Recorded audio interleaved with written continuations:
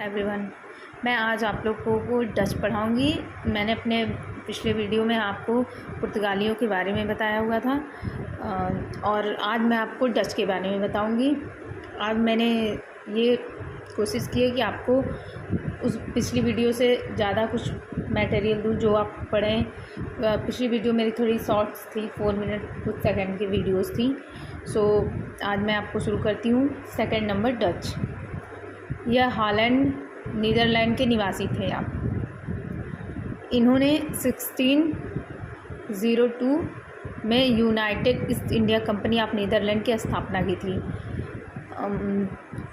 Second number उसका point आता है 1605 में डचों ने भारत में पहली फैक्ट्री मसूलीपट्टनम में स्थापित की थी। डचों ने भारत में जो पहली फैक्ट्री की स्थापना हुई थी, जो स्थापित की गई थी, वो फैक्ट्री मसूलीपट्टनम में। थर्ड पॉइंट में हम आते हैं। हम बंगाल में पहली फैक्ट्री पीपली 1627। डचों के ढाले गए सिक्के स्वर्ण पैगोडा कहलाते थे। जो डचों के द्वारा जो है बनाए गए सिक्के थे, ढाले गए सिक्के थे, उसको हम उस सिक्के को हम स्वर्ण पैगोडा कहते थे। 1759 के बेदरा के युद्ध में डच अंग्रेज़ों से पराजित हो गए थे। जब 1759 में बेदरा का युद्ध हुआ था, उसमें डच जो है अंग्रेज़ों से पराजित हो गए थे और फिर पराजित होने के बाद फिर अंग्रेज़ों का शासन आ गया। अब थर्ड नंबर पे हम बताते हैं अंग्रेज़। 1599 में लंदन के 217 व्यापारी ने मिलकर एक व्यापारिक कंपनी जिसका नाम था governor and company of merchant of London trading into the east Indies नाम की कंपनी थी वो। फिर 1600 में जेम्स प्रथम ने इसे पूर्वी देशों के साथ 15 वर्षों तक व्यापार की अनुमति प्रदान की। मतलब फिर क्या हुआ कि जो 1600 में जेम्स प्रथम आया था, जिसने पूर्वी देशों के साथ 15 वर्ष तक लगातार जो व्यापार करने के लिए अनुमति दे दी। एंड नेक्स्ट 1604 में कंपनी के लिए अधिकार जुटाने के उद्देश्य से जेम्स प्रथम के दूत के रूप में विलियम हॉकिंस जहांगीर के दरबार में गए। लोग पहले के टाइम पे लोग खुद नहीं जाते थे या कुछ नहीं होता था तो जो है एक दूत भेजते थे उन्हीं के हाथों, जैसे कोई लेटर है कुछ भी भेजते थे और उनसे बोलते थे कि मतलब वो सलाह करके आएँ, बताएं कि मतलब सामने वाला। खुद राजा कहीं छोटी चीज़ों में ऐसे नहीं जाते थे, या तब फ़ोन और कॉल्स तो थे नहीं कि बात कर लें। तो इसी तरह वो जो लेके जाता था, जो उन दोनों लोगों के बीच जरिया बनता था, उनको दूत कहते थे। जहांगीर ने इसे 400 का मनसब, इंग्लिश खान की उपाधि और जागीर प्रदान की। वहाँ पर जाने पर जहांगीर ने उन्हें किस चीज़ से नवाजा? 400 का मनसब, इंग्लिश खान की उपाधि और जागीर प्रदान की। अंग्रेज़ों की भारत में पहली फैक्ट्री 1611 मसूलीपट्टनम में, तो मैंने आपको नेक्स्ट में बताया हुआ था बैक में, 1615 में जेम्स प्रथम के राजदूत के रूप में थॉमस रो जहांगीर के दरबार में गया।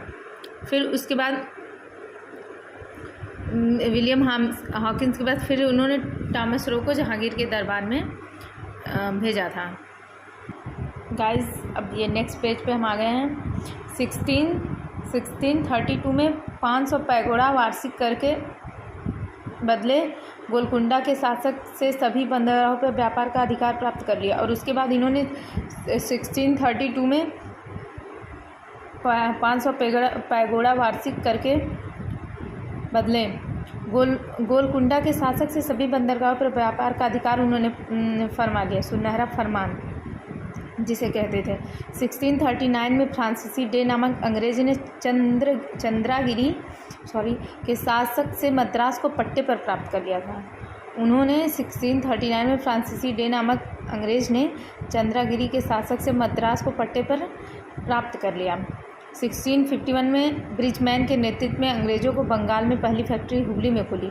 फिर पहले मैंने नेक्स्ट बैक पेज पे आपको बताया, पहले हमारी फैक्ट्री जो है, सबसे पहले मैं आपको बैक जाके दिखाती हूँ। पहली फैक्ट्री जो है मसूलीपट्टनम में थी 1605 में। पहली जो है 1605 में ऊपर ये रही। एंड दूसरी फैक्ट्री जो पीपली थी वो 1627 में एंड हुआ था। एंड जो हमारी अंग्रेज़ों द्वारा फिर 1611 में मसूलीपट्टनम में, उसके बाद फिर 1652 में 1639 में अंग्रेज़ पहले मद्रास के पट्टे पर प्राप्त किया। उसके बाद उन्होंने 1651 में फैक्ट्री हुगली में खोली। उसके बाद 1661 में पुर्तगालियों की राजकुमारी कैथरीन ब्रिगेंजा का विवाह ब्रिटेन के शासक चार्ल्स द्वितीय से होता है और पुर्तगाली ने मुंबई दहेज में दे दिया। जो उन्होंने आजकल हमारे यहाँ उन्होंने पूरी मुंबई ही दहेज में दे दिया। लोग जैसे बोला जाता है ना कि जैसे लग रहा है कि वो होता है ना कि हम आपको ये राज्य दिए हैं। आज के वक्त में ऐसा कुछ नहीं होता। तो उन्होंने अपनी मतलब राजकुमारी को, अपनी बेटी को उन्होंने मुंबई दहेज में दे दिया। आजकल तो पैसे और कार चल रहे हैं। 1668 में चार्ल्स द्वितीय ने 10 पाउंड वार्षिक किराए पर मुंबई ईस्ट इंडिया कंपनी को दे दिया। उन्होंने फिर चार्ल्स ब्रिटेन के राजकुमारी के पिता ने चार्ल्स द्वितीय से होने के बाद पुर्तगालियों को मुंबई दे दिया और फिर उन्होंने ईस्ट इंडिया कंपनी को दे दिया। 1717 में अंग्रेज़ का एक प्रतिनिधि मंडल मुग़ल बादशाह फारूक सीहर से मिलता है जिसने 3000 रुपये वार्षिक कर के बदले अंग्रेज़ों को बंगाल, बिहार, उड़ीसा में मुक्त व्यापार की छूट दे देते हैं। 3000 रुपये महीने पर उन्होंने अंग्रेज़ों को बंगाल, बिहार, उड़ीसा में मुक्त व्यापार की छूट दे दी। इसे दस्तक कहते हैं अंग्रेज़ों का इन्हीं को अंग्रेज़ों का मैना कार्टा कहा जाता था। अंग्रेज़ और बंगाल के नवाब के बारे में अब आपको बताएंगे। काल कोठरी त्रासदी होल। अंग्रेज़ और बंगाल के नवाब काल कोठरी त्रासदी और ब्लैक होल की घटना बोलते हैं, जिसे काल कोठरी त्रासदी भी बोलते हैं, ब्लैक होल। 1756 में अंग्रेज़ ने दस्तक का जब दुरुपयोग करना शुरू किया तथा कलकत्ता में की जा रही किलेबंदी को सिराजुद्दौला के कहने पर नहीं रोका, तब सिराजुद्दौला अंग्रेज़ बस्तियों पर धावा बोल करके 146 लोगों को, मतलब 146 लोगों को बंदी बना लेते हैं और एक कोठरी में बंद कर देते हैं। सुबह जब कमरे का दरवाज़ा खोला जाता है तो केवल 23 लोग जिंदा बचे थे, बाकी सारे लोग उस काल कोठरी में मर जाते हैं। प्लासी का युद्ध 1757 पक्ष अंग्रेज़ प्लस, या मतलब प्लस क्या, मैंने वो समझने के लिए मतलब इन दोनों के अगेंस्ट हुआ था। और सिराजुद्दौला नाम थोड़ा बोलने में, विजयी। इसमें जीत किसकी हुई थी? इसमें अंग्रेज़ की जीत हुई थी और इस युद्ध का नेतृत्व रॉबर्ट क्लाइव कर रहे थे। बक्सर का युद्ध, उसके बाद 1764 में बक्सर का युद्ध हुआ था। अंग्रेज़ और संयुक्त सेना, मीर कासिम बंगाल का नवाब, सिराजुद्दौला अवध का नवाब और शाह आलम द्वितीय मुग़ल वंश का, और इसमें भी जीत अंग्रेज़ों की ही होती है। इस युद्ध में अंग्रेज़ी सेना का नेतृत्व हेक्टर मुनरो ने किया था। यह भारत के लिए एक निर्णायक युद्ध साबित हुआ, जिसके कारण भारत की सत्ता राजतंत्र से लोकतंत्र में बदल गई।